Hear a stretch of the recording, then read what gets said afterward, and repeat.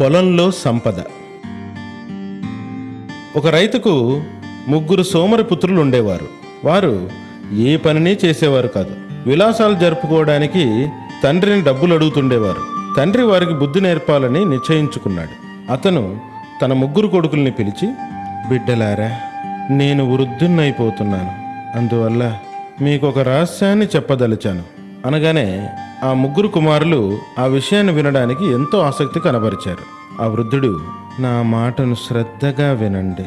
మన పొలంలో నేను నిధిని దాచి ఉంచాను, కానీ నేను ఆ ప్రదేశాన్ని మరిచాను. ఎక్కడైతే నిధిని దాచానో ఇప్పుడు ఆ ప్రదేశం గుర్తులేదు.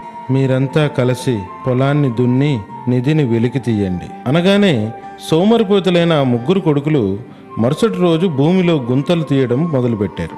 అలా సాయంత్రం గడిచింది. అలా వారు మొత్తం పొలాన్ని దున్నేశారు. కానీ వారికి పొలంలో సంపద లభించలేదు. వారి ఇంటికి వచ్చి, నాన్నగారు, మేము మొత్తం పొలాన్ని దున్నాము, ఎక్కడా ఖజానా లభ్యమవలేదు అనగానే రైతు నవ్వుతూ, ఏం పర్వాలేదు బిడ్డలారా, దున్నిన ఆ పొలంలో మీరెందుకు విత్తనాలు వేయకూడదు అనగానే తండ్రి మాటల్ని విని పొలంలో విత్తనాలు వేశారు. కొన్ని వారాల తర్వాత వర్షం కూడా సకాలంలో కురిసి విత్తనాలు మొలకెత్తి త్వరగా పెరిగి వరి పంట పండింది. అప్పుడు రైతు, పుత్రులారా, మీరు వెంటనే పంటను మార్కెట్లో అమ్మండి, ఆ వచ్చిన ధనాన్ని నా వద్దకు తీసుకుని రండి అనగానే వాళ్ళు పంటను అమ్మేశారు. దాంతో వచ్చిన ధనాన్ని తండ్రి వద్దకు తీసుకొచ్చారు. అప్పుడు ఆయన, బిడ్డలారా, నేను మీతో చెప్పిన నిధి ఇదే. ఈ నిధి మన పొలం మట్టిలోనే దాగి ఉంది.